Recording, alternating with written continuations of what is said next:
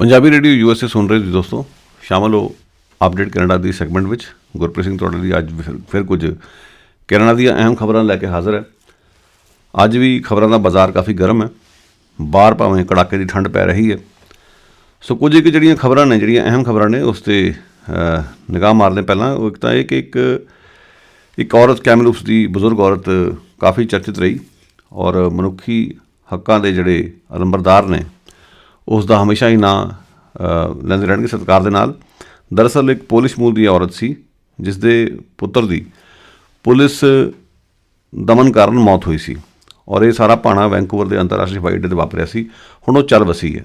ਸੋ ਸੋਗ ਦੀ ਲਹਿਰ ਦੌੜ ਗਈ। ਉਸ ਦੇ ਬਾਰੇ ਵਿਸਥਾਰਪੂਰਵਕ ਮੈਂ ਅੱਗੇ ਚੱਲ ਕੇ ਗੱਲ ਕਰਾਂਗਾ। ਫਿਲਹਾਲ ਇਹ ਤੁਹਾਨੂੰ ਦੱਸ ਦਈਏ ਕਿ ਜਿਹੜਾ ਕੈਨੇਡਾ ਦਾ ਹਿਊਮਨ ਰਾਈਟਸ ਜਿਹੜਾ ਟ੍ਰਾਈਬਿਊਨਲ ਹੈ, ਉਸ ਨੇ ਬਕਾਇਦਾ ਚਾਈਲਡ ਵੈਲਫੇਅਰ ਸਿਸਟਮ ਵਿੱਚ ਜਿਹੜਾ ਮੂਲ ਵਾਸੀ ਬੱਚਿਆਂ ਨਾਲ ਵਿਤਕਰਾ ਹੁੰਦਾ ਆਇਆ ਉਸ ਦੇ ਮਾਮਲੇ ਵਿੱਚ ਇੱਕ ਫੈਸਲਾ ਦਿੱਤਾ ਸੀ, ਜਿਸ ਨੂੰ ਅਦਾਲਤ ਵਿੱਚ ਚੁਣੌਤੀ ਦਿੱਤੀ ਗਈ ਫੈਡਰਲ ਸਰਕਾਰ ਵੱਲੋਂ। ਔਰ ਇਸ ਟ੍ਰਾਈਬਿਊਨਲ ਨੇ ਬਕਾਇਦਾ ਜ਼ਿਆਦਤੀਆਂ ਦਾ ਸ਼ਿਕਾਰ ਹੋਏ ਲੋਕਾਂ ਨੂੰ ਮੁਆਵਜ਼ੇ ਵਾਸਤੇ ਆਪਣੀਆਂ ਅਰਜ਼ੀਆਂ ਦੇਣ ਵਾਸਤੇ ਜਿਹੜਾ ਸਮਾਂ ਦਿੱਤਾ ਸੀ 10 ਦਸੰਬਰ ਦਾ, ਉਸ ਦੀ ਮਿਆਦ ਵਧਾ ਦਿੱਤੀ ਗਈ ਹੈ। ਇਸ ਦੇ ਬਾਰੇ ਵੀ ਵਿਸਥਾਰਪੂਰਵਕ ਅੱਗੇ ਜਾ ਕੇ ਦੱਸਿਆ ਜਾਵੇਗਾ।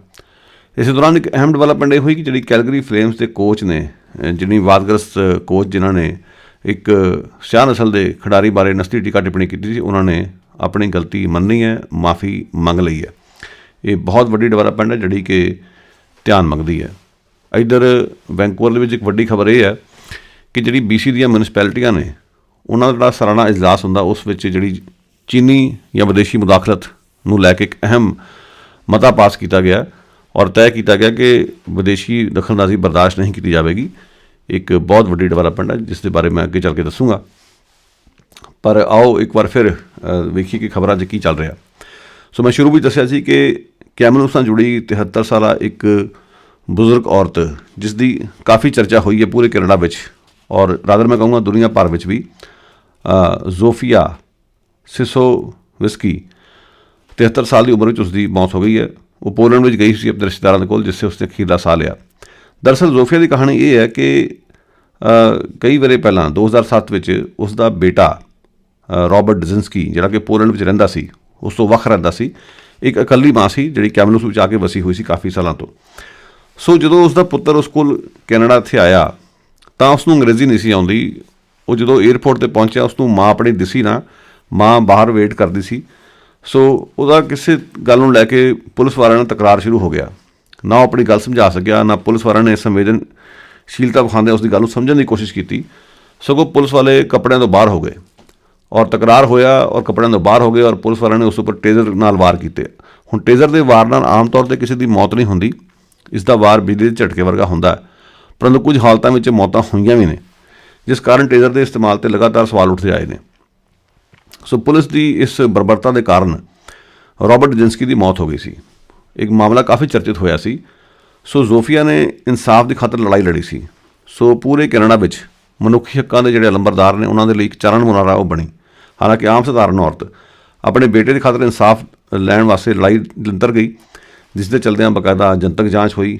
ਜਨਤਕ ਜਾਂਚ ਵਿੱਚ ਪਾਇਆ ਗਿਆ ਕਿ ਪੁਲਿਸ ਨੇ ਵਾਧੂ ਤਾਕਤ ਇਸਤੇਮਾਲ ਕੀਤੀ ਹੈ। ਇੰਨੀ ਤਾਕਤ ਇਸਤੇਮਾਲ ਕਰਨ ਦੀ ਲੋੜ ਨਹੀਂ ਸੀ। ਪੁਲਿਸ 'ਤੇ ਵੀ ਦੋਸ਼ ਲੱਗੇ ਕਿ ਉਹਨਾਂ ਨੇ ਇਸ ਪੂਰੇ ਮਾਮਲੇ ਦੀ ਜਾਂਚ ਨੂੰ ਵਿੱਚੇ ਰੁਕਵਾਉਣ ਦੀਆਂ ਕੋਸ਼ਿਸ਼ਾਂ ਵੀ ਕੀਤੀਆਂ। ਇਹ ਬੜੇ ਸ਼ਰਮ ਦੀ ਗੱਲ ਸੀ ਕੈਨੇਡਾ ਵਾਸਤੇ। ਹੁਣ ਕੈਨੇਡਾ ਦੁਨੀਆ ਭਰ ਵਿੱਚ ਹਿਊਮਨ ਰਾਈਟਸ ਚੈਂਪੀਅਨ ਵਜੋਂ ਜਾਣਿਆ ਜਾਂਦਾ। ਕੈਨੇਡਾ ਸਰਕਾਰ ਇਹ ਦਾਅਵੇ ਕਰਦੀ ਕਿ ਅਸੀਂ ਦੁਨੀਆ ਦੇ ਵਿੱਚ ਮਨੁੱਖੀ ਹੱਕਾਂ ਦੇ ਮਾਮਲੇ 'ਚ ਲੀਡਰ ਹਾਂ, ਪਰੰਤੂ ਤੁਹਾਡੇ ਪਛਵਾੜੇ ਵਿੱਚ ਤੁਹਾਡੀ ਹੀ ਪੁਲਿਸ ਫੋਰਸ ਵੱਲੋਂ ਇੱਕ ਪੋਲੈਂਡ ਤੋਂ ਆਏ ਵਿਅਕਤੀ ਨਾਲ ਕਿਸ ਤਰੀਕੇ ਨਾਲ ਵਰਤਾਓ ਕੀਤਾ ਗਿਆ, ਜਿਸ ਦੇ ਚਲਦੇ ਉਸ ਦੀ ਮੌਤ ਹੋ ਗਈ, ਇੱਕ ਮਾਂ ਦਾ ਪੁੱਤ ਮਰ ਗਿਆ। ਇਸ ਤੋਂ ਵੱਡੀ ਸ਼ਰਮ ਦੀ ਗੱਲ ਹੋਰ ਕਿਹੜੀ ਹੋ ਸਕਦੀ ਹੈ। ਸੋ ਜ਼ੋਫੀਆ ਨੇ ਨੰਗੜਧਾਰ ਲੜਾਈ ਲੜੀ ਔਰ ਉਸ ਵਿੱਚ ਕਾਮਯਾਬੀ ਇਹ ਖੱਟੀ ਕਿ ਜਨਤਕ ਜਾਂਚ ਹੋਈ, ਪੁਲਿਸ ਵਾਲੇ ਕਸੂਰਵਾਰ ਪਾਏ ਗਏ। ਸੋ ਇਨਸਾਫ ਦੀ ਲੜਾਈ ਵਿੱਚ ਉਹ ਜਿੱਤੀ ਔਰ ਉਹ ਅੱਜ ਵੀ ਕੈਨੇਡਾ ਭਰ ਵਿੱਚ ਜਿਹੜੇ ਮਨੁੱਖੀ ਹੱਕਾਂ ਦੀ ਗੱਲ ਕਰਦੇ ਨੇ, ਉਹਨਾਂ ਲਈ ਇੱਕ ਚਰਨ ਮੁਨਾਰਾ ਬਣੀ ਹੋਈ ਹੈ। ਹੁਣ ਉਹ ਬੇਸ਼ੱਕ ਚੱਲ ਵਸੀ ਹੈ, ਪਰੰਤੂ ਉਸ ਦੀ ਇਹ ਵਿਰਾਸਤ ਸਦਾ ਜਿਉਂਦੀ ਰਹੇਗੀ ਔਰ ਲੋਕਾਂ ਦੇ ਮਨਾਂ ਵਿੱਚ ਉਸ ਦਾ ਸਤਿਕਾਰ ਉਵੇਂ ਦਾ ਉਵੇਂ ਕਾਇਮ ਰਹੇਗਾ। ਸੋ ਪੋਲੈਂਡ ਵਿੱਚੋਂ ਗਈ ਹੋਈ ਸੀ ਆਪਣੇ ਰਿਸ਼ਤੇਦਾਰਾਂ ਦੇ ਕੋਲ, ਜਿੱਥੇ ਜਾ ਕੇ ਉਸ ਦੀ ਮੌਤ ਹੋ ਗਈ ਹੈ। ਸੋ ਕੈਮਲੂਪਸ ਦੇ ਵਿੱਚ ਜਿਹੜੀ ਪੋਲਿਸ਼ ਕਮਿਊਨਿਟੀ ਹੈ, ਉਸ ਨੂੰ ਯਾਦ ਕਰੇਗੀ। ਉਸ ਦੇ ਲਈ ਕੋਈ ਨਾ ਕੋਈ ਵੱਡੇ ਸਮਾਗਮ ਰੱਖੇ ਜਾਣਗੇ। ਪਰ ਫਿਲਹਾਲ ਜ਼ੋਫੀਆ ਦੀ ਜਿਹੜੀ ਮੌਤ ਹੈ, ਉਹ ਮਨੁੱਖੀ ਹੱਕਾਂ ਦੀ ਗੱਲ ਕਰਨ ਵਾਲਿਆਂ ਲਈ ਬਹੁਤ ਵੱਡਾ ਘਾਟਾ ਹੈ। ਪਰ ਜ਼ੋਫੀਆ ਦੀ ਜ਼ਿੰਦਗੀ ਵਿੱਚ ਜਿਹੜਾ ਇੱਕ ਬਹੁਤ ਵੱਡਾ ਨਾ ਪੂਰਨ ਹੋਣ ਵਾਲਾ ਘਾਟਾ ਸੀ, ਉਹ ਸੀ ਉਸਦੇ ਪੁੱਤਰ ਦੀ ਪੁਲਿਸ ਹੱਥੋਂ ਮੌਤ, ਜਿਹੜੀ ਕਿ ਸ਼ਰਮ ਦੀ ਗੱਲ ਸੀ। ਇਸ ਪੂਰੇ ਮਾਮਲੇ ਨੇ ਇੱਕ ਵਾਰ ਫਿਰ ਟੇਜ਼ਰ ਦੇ ਇਸਤੇਮਾਲ ਦੇ ਉੱਤੇ ਵੀ ਸਵਾਲੀਆ ਚਿੰਨ੍ਹ ਲਾ ਦਿੱਤਾ ਸੀ ਕਿ ਟੇਜ਼ਰ ਕਿਉਂ ਇਸਤੇਮਾਲ ਕੀਤੀ ਜਾ ਰਹੀ ਹੈ। ਟੇਜ਼ਰ ਦੀ ਥਾਂ 'ਤੇ ਜਿਹੜੀਆਂ ਆਮ ਸਧਾਰਨ ਬੰਦੂਕਾਂ ਨੇ ਉਹ ਇਸਤੇਮਾਲ ਕੀਤੀਆਂ ਜਾਣ। ਆਮ ਸਧਾਰਨ ਬੰਦੂਕਾਂ ਦੇ ਵਿੱਚ ਟੇਜ਼ਰ 'ਚ ਅੰਤਰ ਇਹ ਹੈ ਕਿ ਆਮ ਸਧਾਰਨ ਬੰਦੂਕਾਂ ਨਾਲ ਕਿਸੇ ਵਿਅਕਤੀ ਦੀ ਜਾਨ ਜਾ ਸਕਦੀ ਹੈ, ਟੇਜ਼ਰ ਨਾਲ ਜਾਨ ਤੇ ਨਹੀਂ ਜਾਂਦੀ, ਪਰ ਟੇਜ਼ਰ ਨਾਲ ਮੌਤਾਂ ਹੋਈਆਂ ਵੀ ਨੇ, ਕਿਉਂਕਿ ਟੇਜ਼ਰ ਦਾ ਇਸਤੇਮਾਲ ਲੋੜੋਂ ਵੱਧ ਹੋ ਰਿਹਾ, ਇਸੇ ਚਾਅ 'ਚ ਹੋ ਰਿਹਾ ਕਿ ਇਸ ਦੇ ਨਾਲ ਕਿਸੇ ਦੀ ਜਾਨ ਨਹੀਂ ਜਾ ਸਕਦੀ, ਪਰੰਤੂ ਕੁਤਾਈ ਹੋ ਰਹੀ ਹੈ, ਮੌਤਾਂ ਹੋ ਵੀ ਰਹੀਆਂ ਨੇ। ਸਿੱਟਾ ਇਹ ਨਿਕਲਦਾ ਕਿ ਜਿਹੜੀਆਂ ਆਮ ਸਧਾਰਨ ਬੰਦੂਕਾਂ ਦੇ ਉੱਤੇ ਹੀ ਨਿਰਭਰ ਰਿਹਾ ਜਾਵੇ, ਬੜਾ ਸਖਤੀ ਨਾਲ ਕਿਹਾ ਜਾਵੇ ਕਿ ਜਿਵੇਂ ਪੁਲਿਸ ਮੈਨੂਅਲ ਵਿੱਚ ਹੁੰਦਾ ਕਿ ਜੇ ਲੋੜ ਪਵੇ ਤਾਂ ਪਹਿਲਾਂ ਸ਼ੱਕੀ ਵਿਅਕਤੀ ਦੀ ਲੱਤ 'ਚ ਗੋਲੀ ਮਾਰੀ ਜਾਵੇ, ਪੈਰ 'ਚ ਗੋਲੀ ਮਾਰੀ ਜਾਵੇ, ਤਾਂ ਜੋ ਉਸ ਦੀ ਜਾਨ ਨਾ ਜਾਵੇ। ਲੱਕ ਤੋਂ ਉੱਪਰ ਗੋਲੀ ਸਿਰਫ ਉਸੇ ਹਾਲਤ ਵਿੱਚ ਦਾਗੀ ਜਾਵੇ ਜਦੋਂ ਕੋਈ ਚਾਰਾ ਨਾ ਰਹਿ ਜਾਵੇ। ਸੋ ਇਹ ਮੈਨੂਅਲ ਜੇ ਸਹੀ ਅਰਥਾਂ 'ਚ ਇਸ ਦਾ ਇਸਤੇਮਾਲ ਹੁੰਦਾ ਰਹੇ ਤਾਂ ਕਿਸੇ ਦੀ ਮੌਤ ਆਮ ਸਧਾਰਨ ਬੰਦੂਕ ਨਾਲ ਵੀ ਨਹੀਂ ਹੋਣ ਲੱਗੀ, ਪਰੰਤੂ ਪੁਲਿਸ ਨੂੰ ਹੋਰ ਵੀ ਬੜੇ ਤਰੀਕੇ ਸਿਖਾਏ ਜਾਂਦੇ ਨੇ ਸ਼ੱਕੀ ਵਿਅਕਤੀਆਂ ਨੂੰ ਕਾਬੂ ਕਰਨ ਲਈ, ਜੂਡੋ, ਕਰਾਟੇ, ਹੋਰ ਬੜੇ ਤੌਰ ਤਰੀਕੇ, ਦਾ ਪੇਚ। ਸੋ ਉਹਨਾਂ ਨੂੰ ਇਸ 'ਚ ਹਥਿਆਰਾਂ ਦੀ ਖਾਸ ਲੋੜ ਨਹੀਂ ਹੁੰਦੀ। ਆਮ ਸਧਾਰਨ ਮਾਹੌਲ ਦੇ ਵਿੱਚ ਜੇ ਪੈ ਵੀ ਜਾਵੇ ਤਾਂ ਆਮ ਸਧਾਰਨ ਬੰਦੂਕ ਵੀ ਕਾਫੀ ਹੈ। ਸੋ ਟੇਜ਼ਰ ਦੇ ਉੱਤੇ ਜਿਹੜਾ ਸਵਾਲੇ ਚਿੰਨ੍ਹ ਲੱਗਾ ਉਸ ਵੇਲੇ ਤੋਂ ਲੈ ਕੇ ਹੁਣ ਤੱਕ ਵੀ ਕਈ ਘਟਨਾਵਾਂ ਹੋਰ ਵਾਪਰੀਆਂ ਜਿਸ ਵਿੱਚ ਕੁਝ ਮੌਤਾਂ ਹੋਈਆਂ ਨੇ। ਇਸ 'ਤੇ ਜਿਹੜਾ ਹੈ ਗੌਰ ਕਰਨ ਦੀ ਅੱਜ ਵੀ ਲੋੜ ਹੈ। ਸੋ ਸ਼ਾਇਦ ਜ਼ੋਫੀਆ ਦੀ ਮੌਤ ਤੋਂ ਬਾਅਦ ਜਦੋਂ ਸਾਰੇ ਪਾਸੇ ਖਬਰ ਘੁੰਮੇਗੀ ਤਾਂ ਸ਼ਾਇਦ ਦੁਬਾਰਾ ਇਹ ਡਿਬੇਟ ਚੱਲੇ। ਇਸ ਤੋਂ ਇਲਾਵਾ ਵੱਡੀ ਖਬਰ ਇਹ ਕਿ ਕੈਨੇਡਾ ਦੇ ਮਨੁੱਖੀ ਅਧਿਕਾਰ ਜਿਹੜਾ ਟ੍ਰਾਈਬਿਊਨਲ ਨੇ, ਜਿਹੜੇ ਮੂਲ ਵਾਸੀ ਬੱਚਿਆਂ ਨਾਲ ਚਾਈਲਡ ਵੈਲਫੇਅਰ ਸਿਸਟਮ ਤਹਿਤ ਜ਼ਿਆਦਤੀਆਂ ਹੋਈਆਂ, ਵਿਤਕਰਾ ਹੋਇਆ, ਉਸ ਦੇ ਸੰਬੰਧ ਵਿੱਚ ਜਿਹੜੇ ਮੁਆਵਜ਼ੇ ਦਿਵਾਉਣ ਲਈ ਆਪਣਾ ਹੁਕਮ ਦਿੱਤਾ ਸੀ, ਉਸ ਦੇ ਲਈ ਅਰਜ਼ੀਆਂ ਵਾਸਤੇ 10 ਦਸੰਬਰ ਦੀ ਤਾਰੀਖ ਮੁਕਰਰ ਕੀਤੀ ਗਈ ਸੀ। 10 ਦਸੰਬਰ ਦੀ ਡੈਡਲਾਈਨ ਯਾਨੀ ਆਖਰੀ ਤਾਰੀਖ ਮੁਕਰਰ ਕੀਤੀ ਗਈ ਸੀ, ਜਿਸ ਨੂੰ ਵਧਾ ਕੇ 29 ਜਨਵਰੀ 2020 ਕਰ ਦਿੱਤਾ ਗਿਆ। ਹੋਇਆ ਇਸ ਤਰ੍ਹਾਂ ਕਿ ਕੈਨੇਡਾ ਦੀ ਜਿਹੜੀ ਸਰਕਾਰ ਹੈ ਉਸਨੇ ਬਕਾਇਦਾ ਇਸ ਦੇ ਆਦੇਸ਼ ਨੂੰ ਚੁਣੌਤੀ ਦਿੱਤੀ ਹੋਈ ਹੈ। ਹਿਊਮਨ ਰਾਈਟਸ ਟ੍ਰਿਬਿਊਨਲ ਨੇ ਪਾਇਆ ਸੀ ਕਿ ਜਿਹੜੇ ਮੂਲ ਵਾਸੀ ਬੱਚੇ ਨੇ ਚਾਈਲਡ ਵੈਲਫੇਅਰ ਸਿਸਟਮ ਵਿੱਚ ਤਹਿਤ ਉਹਨਾਂ ਨੂੰ ਘੱਟ ਮੁਆਵਜ਼ੇ ਦਿੱਤੇ ਜਾਂਦੇ ਨੇ ਔਰ ਰੋਜ਼ਾਨਾ ਦੇਣ ਸਮੇਂ ਵਿਤਕਰਾ ਹੁੰਦਾ। ਸੋ ਉਹਨਾਂ ਨੇ ਕਿਹਾ ਸੀ $40,000 ਇੱਕ ਬੱਚੇ ਨੂੰ ਆਉਂਦਾ। ਸਰਕਾਰ ਨੂੰ ਇਹ ਕਿਹਾ ਗਿਆ ਸੀ ਕਿ ਪੈਸੇ ਇਹਨਾਂ ਨੂੰ ਦਿੱਤੇ ਜਾਣ, ਪਰੰਤੂ ਸਰਕਾਰ ਨੇ ਉਲਟਾ ਇਸ ਨੂੰ ਚੁਣੌਤੀ ਦਿੱਤੀ ਹੋਈ ਹੈ ਔਰ ਹੁਣ ਫੈਡਰਲ ਅਦਾਲਤ ਵਿੱਚ ਇਸ ਮਾਮਲੇ ਦੀ ਸੁਣਵਾਈ ਚੱਲ ਰਹੀ ਹੈ। ਇਸ ਨੂੰ ਲੈ ਕੇ ਪ੍ਰਧਾਨ ਮੰਤਰੀ ਜਸਟਿਨ ਟਰੂਡੋ ਦੀ ਆਲੋਚਨਾ ਵੀ ਹੋਈ ਕਿ ਇੱਕ ਪਾਸੇ ਤੁਸੀਂ ਮੂਲ ਵਾਸੀਆਂ ਨਾਲ ਸੰਬੰਧ ਸੁਧਾਰਨ ਦੀਆਂ ਗੱਲਾਂ ਕਰਦੇ ਹੋ, ਅਤੀਤ ਵਿੱਚ ਹੋਈਆਂ ਜ਼ਿਆਦਤੀਆਂ ਲਈ ਮਾਫੀਆਂ ਮੰਗਦੇ ਫਿਰਦੇ ਹੋ, ਪਰ ਅੱਜ ਜੋ ਕੁਝ ਹੋ ਰਿਹਾ ਉਸ ਵਿੱਚ ਤੁਸੀਂ ਜਿਸ ਤਰੀਕੇ ਦਾ ਤੁਹਾਡਾ ਵਰਤਾਓ ਹੈ ਉਸ ਨੂੰ ਲੈ ਕੇ ਕਈ ਤਰ੍ਹਾਂ ਦੇ ਸਵਾਲ ਉੱਠਦੇ ਨੇ। ਤੁਹਾਡੀ ਆਪਣੀ ਵਚਨਬੱਧਤਾ, ਤੁਹਾਡੀ ਇਮਾਨਦਾਰੀ 'ਤੇ ਸ਼ੱਕ ਪੈਦਾ ਹੁੰਦਾ। ਸੋ ਆਲੋਚਨਾ ਦੇ ਮੱਦੇਨਜ਼ਰ ਸਰਕਾਰ ਨੇ ਚੁਣੌਤੀ ਦਿੱਤੀ ਹੋਈ ਹੈ ਔਰ ਹਿਊਮਨ ਰਾਈਟਸ ਟ੍ਰਾਈਬਿਊਨਲ ਨੇ ਬਕਾਇਦਾ ਅਰਜ਼ੀਆਂ ਵਾਸਤੇ ਜਿਹੜੀ ਤਾਰੀਖ ਹੈ ਉਹ ਅੱਗੇ ਪਾ ਦਿੱਤੀ ਹੈ। ਵੈਸੇ 10 ਦਸੰਬਰ ਦੀ ਜਿਹੜੀ ਤਾਰੀਖ ਸੀ ਬੜੀ ਅਹਿਮ ਸੀ। 10 ਦਸੰਬਰ ਨੂੰ ਦੁਨੀਆ ਭਰ ਵਿੱਚ ਅੰਤਰਰਾਸ਼ਟਰੀ ਮਨੁੱਖੀ ਅਧਿਕਾਰ ਦਿਵਸ ਮਨਾਇਆ ਜਾਂਦਾ। ਸੋ ਇਸ ਮੌਕੇ 'ਤੇ ਜਿਹੜਾ ਹੈ ਵਿਡੰਬਣਾ ਇਹ ਹੈ ਕਿ ਕੈਨੇਡਾ ਦੇ ਆਪਣੇ ਮਨੁੱਖੀ ਹੱਕਾਂ ਦੇ ਬਾਰੇ ਵਚਨਬੱਧਤਾ ਨੂੰ ਲੈ ਕੇ ਸਵਾਲ ਉੱਠਣੇ ਸ਼ੁਰੂ ਹੋ ਚੁੱਕੇ ਨੇ। ਓਨਟਾਰੀਓ ਤੋਂ ਇੱਕ ਸਮਾਚਾਰ ਇਹ ਮਿਲ ਰਿਹਾ ਕਿ ਕਿੰਗਸਟਨ ਇਲਾਕੇ ਵਿੱਚ ਇੱਕ ਜਹਾਜ਼ ਹਾਦਸਾਗ੍ਰਸਤ ਹੋਇਆ। ਮੰਨਿਆ ਜਾ ਰਿਹਾ ਜਹਾਜ਼ ਵਿੱਚ ਸਵਾਰ ਸਾਰੇ ਦੇ ਸਾਰੇ ਵਿਅਕਤੀ ਮਾਰੇ ਜਾ ਚੁੱਕੇ ਨੇ। ਇਹ ਜਹਾਜ਼ ਟੋਰਾਂਟੋ ਤੋਂ ਰਵਾਨਾ ਹੋਇਆ ਸੀ ਅਤੇ ਕਿੰਗਸਟਨ ਜਾ ਰਿਹਾ ਸੀ ਜਦੋਂ ਕਿੰਗਸਟਨ ਦੇ ਵਿੱਚ ਜੰਗਲੀ ਇਲਾਕੇ ਵਿੱਚ ਜਾ ਡਿੱਗਿਆ ਔਰ ਉਸ ਵਿੱਚ ਕਿਸੇ ਦੇ ਵੀ ਜੀਵਤ ਹੋਣ ਦੀ ਕੋਈ ਸੰਭਾਵਨਾ ਨਹੀਂ ਹੈ। ਅਜੇ ਤੱਕ ਸਾਨੂੰ ਇਹ ਨਹੀਂ ਸਪਸ਼ਟ ਹੋਇਆ ਕਿ ਉਸ ਵਿੱਚ ਕਿੰਨੇ ਲੋਕ ਸਵਾਰ ਸੀ, ਪਰ ਜਹਾਜ਼ ਦੀ ਕੈਪੈਸਿਟੀ ਇਹ ਕਿ ਉਸ ਵਿੱਚ ਸਿਰਫ 6 ਵਿਅਕਤੀ ਸਵਾਰ ਹੋ ਸਕਦੇ ਨੇ। ਹੋ ਸਕਦਾ ਉਸ ਵਿੱਚ 6 ਵਿਅਕਤੀ ਸਵਾਰ ਹੋਣ, ਹੋ ਸਕਦਾ ਥੋੜ੍ਹੇ ਘੱਟ ਹੋਣ, ਪਰ ਅਧਿਕਾਰੀਆਂ ਦਾ ਇਹ ਕਹਿਣਾ ਕਿ ਕਿਸੇ ਦੇ ਜੀਵਤ ਹੋਣ ਦੀ ਕੋਈ ਸੰਭਾਵਨਾ ਨਹੀਂ ਹੈ।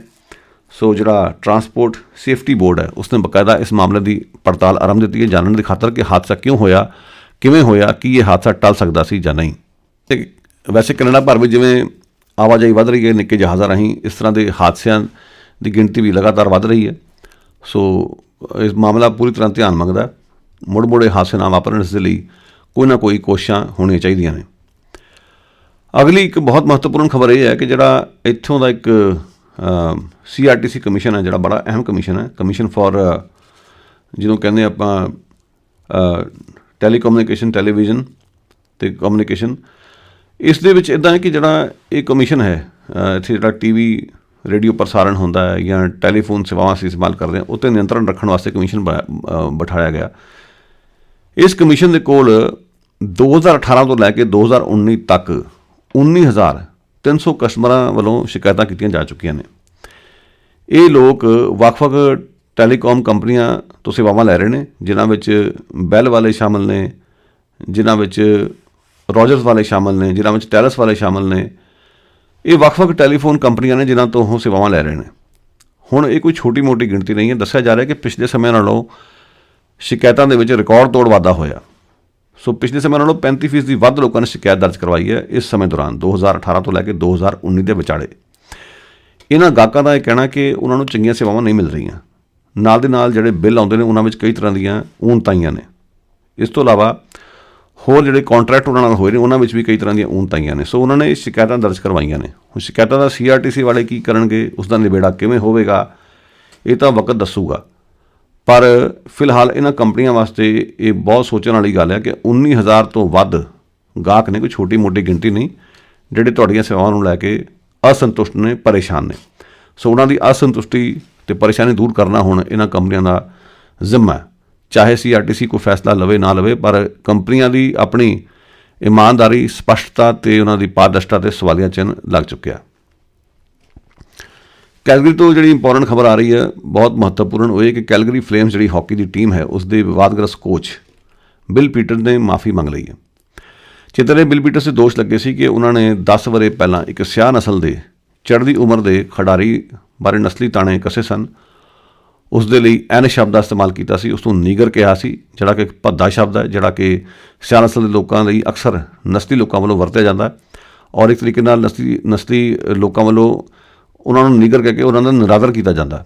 ਸੋ ਇੱਕ ਐਡੀ ਵੱਡੀ ਟੀਮ ਹਾਕੀ ਦੀ ਉਸ ਦੇ ਕੋਚ ਵੱਲੋਂ ਇਸ ਤਰੀਕੇ ਨਾਲ ਇਹ ਸ਼ਬਦ ਇਸਤੇਮਾਲ ਕੀਤਾ ਗਿਆ 10 ਵਰ੍ਹੇ ਪਹਿਲਾਂ, ਇਹ ਬਹੁਤ ਸ਼ਰਮ ਦੀ ਗੱਲ ਸੀ। ਸੋ ਇੱਕ ਮਾੜੀ ਮਿਸਾਲ ਉਹਨਾਂ ਨੇ ਕਾਇਮ ਕੀਤੀ ਹੈ। ਸੋ ਉਹਨਾਂ ਤੋਂ ਘੱਟੋ ਘੱਟ ਕਿਸੇ ਨੂੰ ਆਸ ਨਹੀਂ ਸੀ ਰੱਖੀ ਜਾ ਸਕਦੀ ਔਰ ਇਸ ਮਾਮਲੇ ਵਿੱਚ ਨੈਸ਼ਨਲ ਹਾਕੀ ਲੀਗ ਨੇ ਬਾਕਾਇਦਾ ਜਾਂਚ ਵੀ ਆਰੰਭ ਦਿੱਤੀ ਹੈ। ਸੋ ਐਕਿਨ ਅਲੀਓ ਨਾਂ ਦੇ ਇਸ ਖਿਡਾਰੀ ਨੇ ਦੋਸ਼ ਲਾਇਆ ਸੀ ਕਿ 10 ਵਰ੍ਹੇ ਪਹਿਲਾਂ ਬਾਕਾਇਦਾ ਬਿਲ ਪੀਟਰਸ ਨੇ ਉਸ ਦੇ ਬਾਰੇ ਇਸ ਤਰ੍ਹਾਂ ਦੇ ਸ਼ਬਦ ਇਸਤੇਮਾਲ ਕੀਤੇ ਸੀ। ਹੁਣ ਉਸ ਦੇ ਮੱਦੇਨਜ਼ਰ ਉਹਨਾਂ ਨੇ ਮਾਫੀ ਮੰਗ ਲਈ ਹੈ। ਉਹਨਾਂ ਨੇ ਬਾਕਾਇਦਾ ਕੈਲਗਰੀ ਫਲੇਮਸ ਦੇ ਜਨਰਲ ਮੈਨੇਜਰ ਨੂੰ ਚਿੱਠੀ ਲਿਖ ਕੇ ਲਿਖਤੀ ਤੌਰ 'ਤੇ ਮੰਨਿਆ ਕਿ ਉਹਨਾਂ ਤੋਂ ਗਲਤੀ ਹੋਈ ਔਰ ਮੰਨਿਆ ਕਿ ਉਹਨਾਂ ਨੂੰ ਜੋ ਕੁਛ ਵੀ ਸ਼ਬਦ ਚੋਣ ਕੀਤੀ ਸੀ ਗਲਤ ਸੀ ਔਰ ਮਾਫੀ ਮੰਗ ਲਈ ਹੈ। ਖੈਰ, ਮਾਫੀ ਮੰਗਣਾ ਆਪਣੀ ਥਾਂ 'ਤੇ, ਪਰ ਉਹਨਾਂ ਦੇ ਖਿਲਾਫ ਢੁਕਵੀਂ ਕਾਰਵਾਈ ਕੀ ਹੋਵੇਗੀ ਇਹ ਤਾਂ ਸਮਾਂ ਦੱਸੂਗਾ, ਕਿਉਂਕਿ ਜੇ ਕਾਰਵਾਈ ਹੋਵੇਗੀ ਤਾਂ ਬਾਕੀਆਂ ਨੂੰ ਸਬਕ ਮਿਲੇਗਾ। ਨਹੀਂ ਤਾਂ ਜੇ 10 ਵਰ੍ਹੇ ਪਹਿਲਾਂ ਇਹ ਗੱਲ ਹੋਈ, ਜਾਂਚ ਨਾ ਹੁੰਦੀ, ਖਬਰਾਂ ਨਾ ਆਉਂਦੀਆਂ ਇਸ ਦੇ ਬਾਰੇ ਬਾਹਰ, ਤਾਂ ਸ਼ਾਇਦ ਬਿਲ ਪੀਟਰਸ ਮਾਫੀ ਮੰਗਦੇ ਹੀ ਨਾ। ਇਹ ਗੱਲ ਸੋਚਣ ਵਾਲੀ ਹੈ। ਪਰ ਫਿਰ ਵੀ ਉਹਨਾਂ ਨੇ ਮਾਫੀ ਮੰਗੀ ਹੈ। ਇੱਥੇ ਤਾਂ ਇਹੋ ਜਿਹੀਆਂ ਏਜੰਟਸਾਂ ਵੀ ਨੇ ਜਿਹੜੀਆਂ ਇੰਨਾ ਕੁਝ ਕਰਕੇ ਮਾਫੀ ਮੰਗਦੀਆਂ ਤੱਕ ਨਹੀਂ, ਜਿਵੇਂ ਕਿ ਡੌਨ ਚੈਰੀ, ਜਿਹੜੇ ਕਿ ਇੱਕ ਹਾਕੀ ਕਮੈਂਟੇਟਰ ਨੇ। ਪਿੱਛੇ ਜੇ ਉਹਨਾਂ ਨੇ ਪ੍ਰਵਾਸੀਆਂ ਬਾਰੇ ਕੁਝ ਉਲ ਜਲੂਲ ਬਿਆਨ ਦਿੱਤੇ ਸੀਗੇ ਔਰ ਉਹਨਾਂ ਨੂੰ ਮਾਫੀ ਮੰਗਣ ਲਈ ਕਿਹਾ ਗਿਆ ਸੀ, ਪਰ ਜਨਾਬ ਨੇ ਮਾਫੀ ਨਹੀਂ ਸੀ ਮੰਗੀ। ਅਖੀਰ ਉਹਨਾਂ ਨੂੰ ਚੱਲਦਾ ਕੀਤਾ ਗਿਆ, ਪਰ ਉਹ ਅਜੇ ਵੀ ਮਾਫੀ ਮੰਗਣ ਨੂੰ ਤਿਆਰ ਨਹੀਂ। ਰੱਸੀ ਜਲ ਗਈ, ਵੱਲ ਨਹੀਂ ਗਿਆ। ਉਹ ਇਹ ਕਹਿ ਰਹੇ ਨੇ ਕਿ ਮੇਰੀ ਸ਼ਬਦ ਚੋਣ ਠੀਕ ਨਹੀਂ ਸੀ, ਪਰ ਮੈਂ ਮਾਫੀ ਨਹੀਂ ਮੰਗਾਂਗਾ। ਸੋ ਇਹੋ ਜਿਹੀਆਂ ਏਜੰਟਸਾਂ ਵੀ ਨੇ ਜਿਹੜੀਆਂ ਐਡਾ ਵੱਡਾ ਕੋਈ ਕਾਰਾ ਕਰ ਬੈਠਦੀਆਂ ਨੇ ਅਤੇ ਮਾਫੀ ਮੰਗਣਾ ਤੇ ਦੂਰ, ਅਹਿਸਾਸ ਤੱਕ ਨਹੀਂ ਹੁੰਦਾ ਕਿ ਅਸੀਂ ਗਲਤ ਹਾਂ। ਇਸ ਤੋਂ ਇਲਾਵਾ BC ਦੀ ਇੱਕ ਅਹਿਮ ਖਬਰ ਇਹ ਹੈ ਕਿ ਜਿਹੜੇ ਇੱਥੋਂ ਦੇ ਗ੍ਰੀਨ ਪਾਰਟੀ ਦੇ ਆਗੂ ਨੇ ਐਂਡਰਿਊ ਵੀਵਰ, ਉਹ ਹੁਣ ਲੀਡਰਸ਼ਿਪ ਦੇ ਅਹੁਦੇ ਤੋਂ ਲੈ ਰਹੇ ਨੇ। ਹਾਲਾਂਕਿ 2017 ਦੀਆਂ ਵਿਧਾਨ ਸਭਾ ਚੋਣਾਂ ਵਿੱਚ ਉਹਨਾਂ ਦੀ ਅਗਵਾਈ 'ਚ ਗ੍ਰੀਨ ਪਾਰਟੀ ਨੇ ਬਹੁਤ ਵੱਡੀ ਪ੍ਰਾਪਤੀ ਹਾਸਲ ਕੀਤੀ। ਵਿਧਾਨ ਸਭਾ ਵਿੱਚ ਉਹਨਾਂ ਦੀਆਂ ਸੀਟਾਂ ਦੀ ਗਿਣਤੀ ਵੱਧ ਕੇ 3 ਹੋ ਗਈ ਸੀ ਔਰ ਇਸ ਸਮੇਂ ਜਿਹੜੀ BC ਦੀ NDP ਦੀ ਘੱਟ ਗਿਣਤੀ ਸਰਕਾਰ ਚੱਲ ਰਹੀ ਹੈ, ਉਸ ਨੂੰ ਬਾਕਾਇਦਾ ਗ੍ਰੀਨ ਪਾਰਟੀ ਨੇ ਥੰਮੀ ਦਿੱਤੀ ਹੋਈ ਹੈ। ਇਸ ਥੰਮੀ ਤੋਂ ਬਿਨਾਂ ਸਰਕਾਰ ਚੱਲ ਨਹੀਂ ਸੀ ਸਕਦੀ। ਜਿਹੜੀ ਸਰਕਾਰ ਹੁਣ ਚੱਲ ਰਹੀ BC ਦੇ ਵਿੱਚ, ਉਹ ਗ੍ਰੀਨ ਪਾਰਟੀ ਦੀ ਬਦੌਲਤ ਆਪਣਾ ਕੰਮ ਕਰ ਰਹੀ ਹੈ। ਸੋ ਐਂਡਰਿਊ ਵੀਵਰ ਨੇ ਕਿਹਾ ਕਿ ਮੈਂ ਹੁਣ ਆਪਣਾ ਅਹੁਦਾ ਛੱਡ ਰਿਹਾ। ਸੋ ਨਵੇਂ ਲੀਡਰ ਦੀ ਚੋਣ ਹੁਣ ਹੋਵੇਗੀ ਔਰ ਜਨਵਰੀ ਤੋਂ ਇਹ ਅਹੁਦਾ ਛੱਡ ਦੇਣਗੇ। ਪਰ ਉਹਨਾਂ ਨੇ ਸਪਸ਼ਟ ਕੀਤਾ ਕਿ ਮੈਂ ਆਪਣੀ ਵਿਧਾਇਕ ਦੀ ਕੁਰਸੀ ਨਹੀਂ ਛੱਡ ਰਿਹਾ, ਯਾਨੀ MLA ਦੀ ਕੁਰਸੀ 'ਤੇ ਮੈਂ ਬਰਕਰਾਰ ਰਵਾਂਗਾ। ਸੋ ਕੋਈ ਜ਼ਿਮਨੀ ਚੋਣ ਦੀ ਸੰਭਾਵਨਾ ਨਜ਼ਰ ਨਹੀਂ ਆ ਰਹੀ, ਪਰੰਤੂ ਐਂਡਰਿਊ ਵੀਵਰ ਦਾ ਇਹ ਐਲਾਨ ਜਿਹੜਾ ਹੈ ਉਹ ਕਾਫੀ ਵੱਡੀ ਖਬਰ ਹੈ BC ਦੇ ਵਿੱਚ ਔਰ ਉਸ ਨੂੰ ਕਾਫੀ ਵੱਡੀ ਖਬਰ ਦੇ ਰੂਪ ਵਿੱਚ ਹੀ ਲਿਆ ਜਾ ਰਿਹਾ। ਇਸ ਤੋਂ ਇਲਾਵਾ ਜਿਹੜੀ ਇੱਥੋਂ ਦੀ ਮਿਊਨਿਸਪੈਲਿਟੀਆਂ ਨੇ, ਉਸ ਦੀ ਇੱਕ ਯੂਨੀਅਨ ਹੈ, ਉਸਨੇ ਬੜਾ ਇੱਕ ਅਹਿਮ ਫੈਸਲਾ ਲਿਆ। ਉਸਨੇ ਇਹ ਫੈਸਲਾ ਲਿਆ ਕਿ ਜਿਹੜੀ ਵਿਦੇਸ਼ੀ ਫੰਡਿੰਗ ਹੈ ਉਸ 'ਤੇ ਰੋਕ ਲਾਈ ਜਾਵੇ। ਹੋਇਆ ਇੱਦਾਂ, ਪਿੱਛੇ ਜੇ ਜਿਹੜਾ ਉਹਨਾਂ ਦਾ ਸਾਲਾਨਾ ਇਜਲਾਸ ਹੋਇਆ, ਉਸ ਵਿੱਚ ਚੀਨੀ ਸਫਾਰਤਖਾਨੇ ਵੱਲੋਂ ਇੱਕ ਦਾਵਤ ਲਈ ਫੰਡਿੰਗ ਦਿੱਤੀ ਗਈ ਸੀ। ਇੱਕ ਕਾਕਟੇਲ ਪਾਰਟੀ ਸੀ, ਇੱਕ ਦਾਵਤ ਸੀ, ਜਿਸ ਵਿੱਚ ਚੀਨ ਸਰਕਾਰ ਵੱਲੋਂ, ਚੀਨ ਦੇ ਸਫਾਰਤਖਾਨੇ ਵੱਲੋਂ ਫੰਡਿੰਗ ਮੁਹੱਈਆ ਕੀਤੀ ਗਈ ਸੀ। ਇਸ ਨੂੰ ਲੈ ਕੇ ਇਤਰਾਜ਼ ਉੱਠੇ ਸਨ। ਇਹ ਉਸ ਸਮੇਂ ਦੀ ਗੱਲ ਹੈ ਜਦੋਂ ਚੀਨ ਅਤੇ ਕੈਨੇਡਾ ਦੇ ਸੰਬੰਧ ਬਹੁਤੇ ਸੁਖਾਵੇਂ ਨਹੀਂ ਸੀ ਚੱਲ ਰਹੇ। ਵੈਸੇ ਅਜੇ ਵੀ ਸੁਖਾਵੇਂ ਨਹੀਂ ਚੱਲ ਰਹੇ, ਕੋਈ ਅਜੇ ਸੰਬੰਧ ਸੁਧਰੇ ਨਹੀਂ। ਹੋਇਆ ਇਸ ਤਰ੍ਹਾਂ ਸੀ ਕਿ ਚੀਨ ਦੀ ਇੱਕ ਤਕਨੀਕੀ ਕੰਪਨੀ ਦੀ BB CFO ਜਿਹੜੀ, ਉਸ ਨੂੰ ਅਮਰੀਕਾ ਦੇ ਕਹਿਣ 'ਤੇ ਕੈਨੇਡਾ ਵਿੱਚ ਗ੍ਰਿਫਤਾਰ ਕੀਤਾ ਗਿਆ ਔਰ ਉਸ ਦੀ ਕੰਪਨੀ ਉੱਪਰ ਦੋਸ਼ ਹਨ ਕਿ ਉਸਨੇ ਅਮਰੀਕਾ ਦੇ ਕੁਝ ਕਾਨੂੰਨ ਤੋੜੇ ਨੇ। ਉਸ ਨੂੰ ਅਗਾਂਹ ਅਮਰੀਕਾ ਦੇ ਹਵਾਲੇ ਕੀਤਾ ਜਾਣਾ ਸੀ, ਪਰ ਉਹ ਮਾਮਲਾ ਟਲ ਗਿਆ ਕਿਉਂਕਿ ਮਾਮਲਾ ਅਦਾਲਤ ਵਿੱਚ ਚਲਾ ਗਿਆ ਔਰ ਚੀਨ ਨੇ ਮੋੜਵੀਂ ਕਾਰਵਾਈ ਕਰਦਿਆਂ ਘੱਟੋ ਘੱਟ 2 ਕੈਨੇਡੀਅਨ ਨਾਗਰਿਕਾਂ ਨੂੰ ਜੇਲ੍ਹਾਂ 'ਚ ਤਾੜ ਦਿੱਤਾ। ਦੋਨਾਂ ਦੇਸ਼ਾਂ ਦੇ ਸੰਬੰਧ ਜਿਹੜੇ ਉਸ ਤੋਂ ਬਾਅਦ ਖਟਾਈ 'ਚ ਪੈ ਗਏ ਔਰ ਉਹਨਾਂ ਸੰਬੰਧਾਂ ਨੂੰ ਸੁਧਾਰਨ ਦੀਆਂ ਕੋਸ਼ਿਸ਼ਾਂ ਅਜੇ ਵੀ ਜਾਰੀ ਨੇ। ਜਿਸ ਦੇ ਮੱਦੇਨਜ਼ਰ ਜਦੋਂ BC ਦੀਆਂ ਮਿਊਨਿਸਪੈਲਿਟੀਆਂ ਦਾ ਸਾਲਾਨਾ ਇਜਲਾਸ ਹੋਇਆ ਤਾਂ ਇੱਕ ਦਾਵਤ ਨੂੰ ਚੀਨੀ ਜਿਹੜੇ ਸਫਾਰਤਖਾਨੇ ਵਾਲਿਆਂ ਨੇ ਆਯੋਜਿਤ ਕੀਤਾ ਸੀ। ਕੁਝ ਇੱਕ ਸੁਹਿਰਦ ਜਿਹੜੇ ਮੇਅਰ ਸੀਗੇ ਇਸ ਇਲਾਕੇ ਦੇ, ਉਹਨਾਂ ਨੇ ਬਾਈਕਾਟ ਕੀਤਾ ਸੀ ਕਿ ਅਸੀਂ ਨਹੀਂ ਜਾਵਾਂਗੇ ਇਸ ਦਾਵਤ ਦੇ ਵਿੱਚ। ਅਨੇਕਾਂ ਫਿਰ ਹੋਰ ਨਹੀਂ ਗਏ ਔਰ ਉਸ ਤੋਂ ਬਾਅਦ ਰੋਸ ਵਿਖਾਵਾ ਵੀ ਹੋਇਆ, ਕਿਉਂਕਿ ਚੀਨ ਦੀ ਸਰਕਾਰ 'ਤੇ ਦੋਸ਼ ਲੱਗਦੇ ਨੇ ਕਿ ਉਹ ਇੱਥੇ ਬੈਠੇ ਆਪਣੇ ਜਿਹੜੇ ਚੀਨੀ ਮੂਲ ਦੇ ਕੈਨੇਡੀ ਨਾਗਰਿਕ ਨੇ, ਖਾਸ ਤੌਰ 'ਤੇ ਜਿਹੜੇ ਮਨੁੱਖੀ ਹੱਕਾਂ ਦੇ ਕਾਰਕੁਨ ਨੇ, ਉਹਨਾਂ ਦੀ ਜਸੂਸੀ ਕਰਦੇ ਨੇ ਔਰ ਧੱਕੇ ਕਰਦੇ ਉਹਨਾਂ ਨਾਲ।